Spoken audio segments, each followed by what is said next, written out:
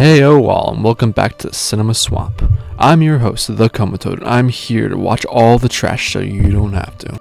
Today we're going to be kicking off a new series I'm going to call The Autopseries, where I watch each individual film in a franchise, and review and rank it for all of you guys. To make my life just a little bit easier, I'm going to be plugging in every single horror franchise ever made into a giant wheel and spinning it to pick it out for me. Speaking of which, let's go ahead and head over to the wheel right now and see what franchise I'm going to be suffering through this time.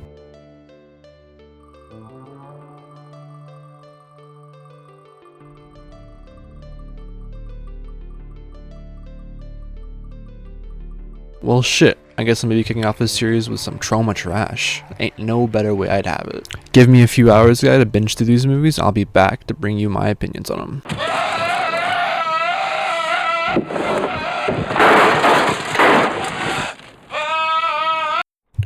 Okay, I'm going to be honest with you guys. The production itself is much more interesting than the movie we have at hand. This movie was shot on a budget of only $35,000, so the crew had to be creative and use every single guerrilla filming tactic they could possibly think of to make everything work out for them. When I was researching it, it was actually really interesting to find out that most of the movie was shot without any filming permits for any of the locations they used. Hell, the crew only consisted of 4 people, and the entire script was written on nothing but napkins between each take. See, that's exactly what I love about this genre though. Seeing all the hard work and talent it took to bring this film to us, as bad as it may be, just speaks as the passion and heart it took to make this thing. And if there's anything I love in a movie like this, it's soul. We're both of us so messed up. I don't know which one of us is worse. Dwayne? Getting away from my tangents and all though, the movie's pretty simplistic for a slasher as far as this kind of movie can go. We follow 2 brothers, Belial and Dwayne, both conjoined twins at birth that were separated at one point, which is a traumatic event for Dwayne, but we'll find out more about that as the franchise goes on.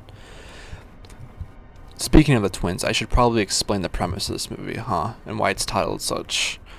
Well, even though they're both twins, unfortunately the brother Belial ended up on the short end of the stick, being a deformed meat water reject that gets carried around in a wicker basket case by his brother Dwayne, who got all the looks in the family apparently.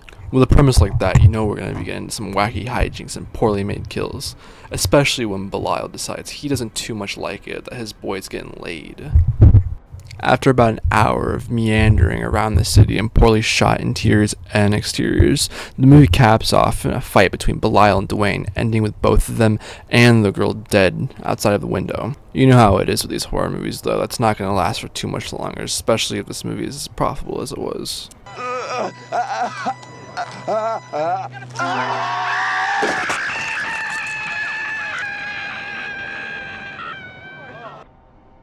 Movie is as profitable as it was.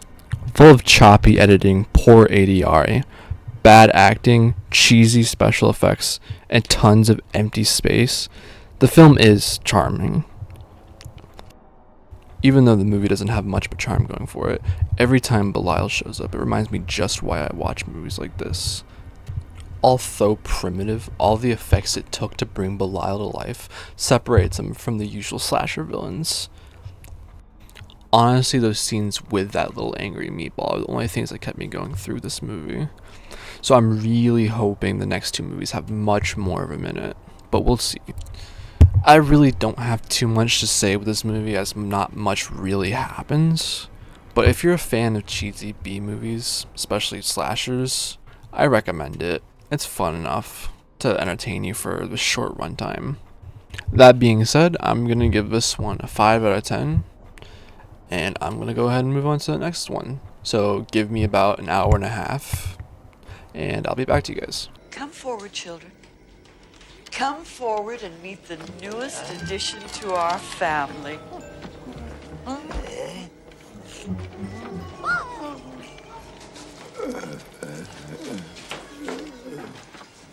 Okay, fuck yeah, guys. I'm pleased to tell you that this one is much, much better than the first, giving us every single thing the first had going for it, and more. That, and it's a trauma movie on top of that. So, If you know what that means, you know what we're about to get into with this one. Alright, this is the point of the franchise where Basket Case is no longer a horror series, but a genreless mass of B-movie goodness, and no wonder it's Troma at the helm this time.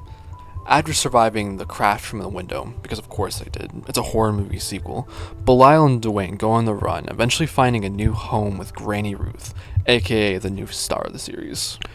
Granny Ruth runs a house for freaks, which I will be speaking on soon enough, trust me, providing shelter for the two twins when she isn't stealing the show from them. Generic horror B-movie beats ensue after a reporter finds the two twins hiding out and threatens to take away the peace from not only Belial and Dwayne, but the home for all the freaks. Along the way, Belial and Dwayne become acquainted with the residents of the house. Granny Ruth, her seemingly daughter, who's the only normal-looking human, and a shit ton of amazingly practical effects created freaks. And speaking of the freaks, some of these are the best set dressing I've ever seen in one of these movies. Each one is handcrafted cheese perfection, from the mouse guy to the teeth accordion man. Every single one of them is oozing with character and the talent it took for the SFX crew to come up with these designs. Every single one of them looking like they'd be just at home working as one of Floop's Fooglies.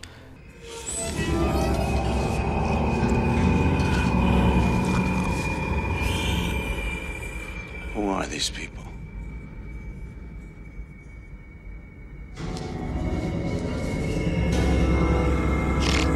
If you couldn't tell, I really prefer most of the side casts in this movie to Belial and Dwayne. They don't really have too much going on in this movie. However, Belial has received a much needed facelift, making him less resemble a mixture of that one guy from Jabba's palace and a sentient abortion, and more an intimidating threat that you actually have to be afraid of. While Belial really hasn't changed much in character-wise, and looks the same, Dwayne, his brother, has underwent a much more, or maybe less, subtle transformation from a bad actor to a scene-chewing freak. Gosh, I don't know. He was here a few minutes ago. Perhaps you upset him. Maybe all those nasty words you said frightened him. Maybe he's afraid of you and he's hiding. Maybe... Hey... What's in the basket? He isn't the only one with a budding romance in this movie, as Belial has finally found his twin flame, another deformed fetus girl. But not everyone gets a happy ending in this movie, when Dwayne finds out right before finally losing it, that the girl he's been crushing on this entire movie is a 40th trimester baby that's been living inside of her for years now, that resembles a weird worm snake fetus thing that comes out for air every so often. Don't you just hate when that happens on a date? Needless to say, this upsets Dwayne pretty badly when he pushes her out the window, literally and figuratively crashing the party. After this little failed tryst, Dwayne completely snaps and decides the best course of action is to stitch Belial back onto himself so he can finally be whole with his brother once again. This one is going to be much more divisive than the first, and it's going to completely rely on your taste, but personally, I love it. Every single frame of this movie is a major improvement from the first, from acting, lighting, effects, writing, and just the characters. This movie is completely iconic to me. Not to mention, this movie has one of the most iconic sex scenes in all of horror history. Belial and his new mate steam up the film with a physical performance straight from a chapter from the Society, and a vocal performance that would make Helen Keller herself blush. With all that being said, I give this movie a solid 7.5 out of 10, and I recommend it to anyone that's familiar with Troma's works. Alright, let's go ahead and move on to the third movie and close up this short series.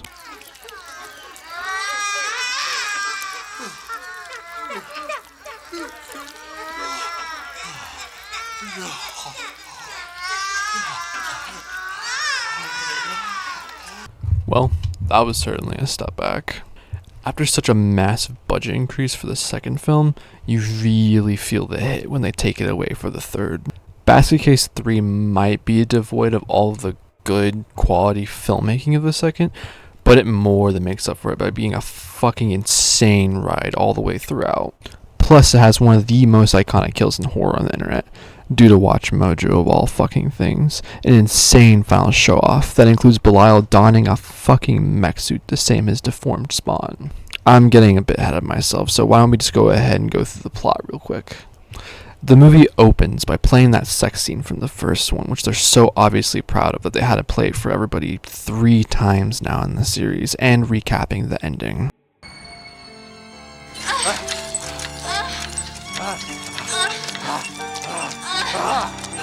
After Dwayne's stunt at the end of the last film, Belial has grown to resent his brother, but that hasn't stopped him from getting busy with his new girl Eve. He and his beautiful wife are expecting kids soon, but they need help. So you know exactly what that means. A road trip. How fun. Granny Ruth takes her entourage of freaks to visit her old husband and son to help Eve deliver her wicked spawn, with Dwayne in tow, who's fully transformed into the wackiest character in this franchise, which is saying a lot if you've been paying attention this entire time. On a pit stop on the way there, Dwayne meets the sheriff's daughter, which will become a much more important character as the film goes on. Oh yeah, and on that trip, we're treated to one of the greatest musical moments in modern history, with Granny Ruth on primary vocals and the freaks backing her up, which I am going to play for you all right now, so you're going to have to sit through what I did.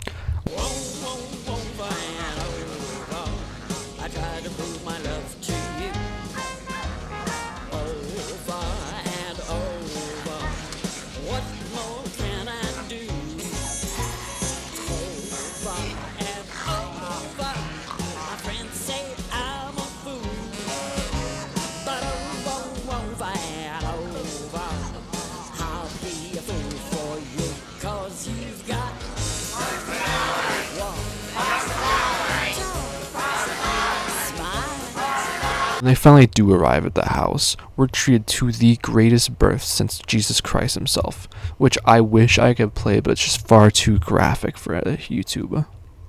While Belial's coming to terms with his newfound fatherhood, Dwayne slinks off and manages to get the daughter of the sheriff involved, which leads to a raid that ends with Eve's death and the children and Dwayne kidnapped.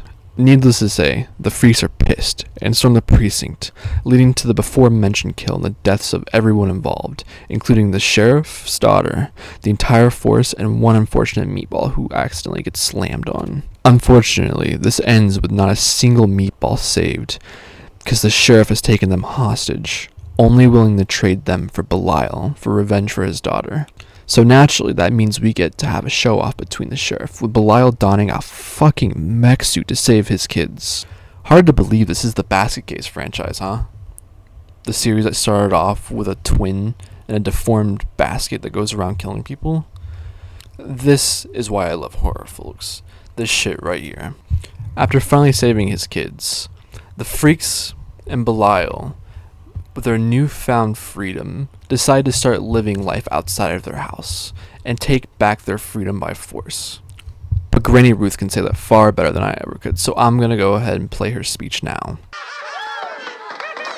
This is Granny Ruth here with a few words of warning to all you out there. From now on, this is our world. No more hiding, no more running away. If you see us walk down the street and you don't like it, get out of our way. We're here to stay, and nothing and no one can ever make us hide again. Have a nice day. With that said, I'm giving this one a 7.5 out of 10. Let's finish up this review by ranking each movie against each other and ultimately ranking the franchise as a whole. Snakes, fish, and just about anything else that passes in front of them. But how do they manage to be such eating machines?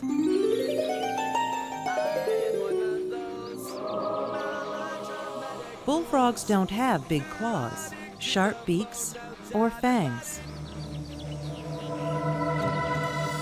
Yet they... Alright guys, that's the video. I'm pretty happy with how this one turned out. I put a lot more effort into this one with all the feedback I got. This really wouldn't have been possible without my wonderful girlfriend Kate and my friend Aaron, who helped me figure out some of the technical aspects of the audio and such, who I'm going to be linking both of them in the description below. If you enjoyed it, remember to like, comment, subscribe, all of that YouTube slop bullshit. and I'll see you in the next one. See you guys. Alright guys, let's go ahead and rank all of these movies real quick. Starting off with the first one. I'm gonna put this in meh, but I don't regret it. Just for the fact that I don't feel like I wasted my time with it. But there's not really much in this movie making me want to come back and watch it. As for the second movie, this is honestly one of my favorites I've seen in a really long time. But I don't know if I'm going to put it in the upper echelon, which I'm going to fill out eventually. You'll see with some of my favorite B movies, but I'm going to go ahead and put this one in Great Watch. Oh wait, that was the third one. Let me switch that real quick. Alright, moving on to the third one. I'm putting this in Peak Slop. Not only was I not bored one time during the entire movie, but I feel like I laughed more at this movie than I have at anything in a really long time. So this is going to be my list for now. It's pretty barren now if you couldn't tell with only 3 movies, but the more movies I review, the more filled out this is going to be in the future. Alright, let's go ahead and rank the entire franchise. Seeing as there's really not too much to compare it to, right now I'm going to go ahead and put it up in iconic franchise. Because you can ask most people into horror and they're going to know what this is. And they're going to know just how weird and good it is. And personally, I just enjoy the entire franchise. There's not really one bad movie bringing it all down. It keeps a pretty consistent tone and quality throughout. With the third being the most fun and the second being the most made, and the first being one of the most iconic low-budget horror movies ever made. This is obviously going to be pretty chock full, but for now, let's keep it at this.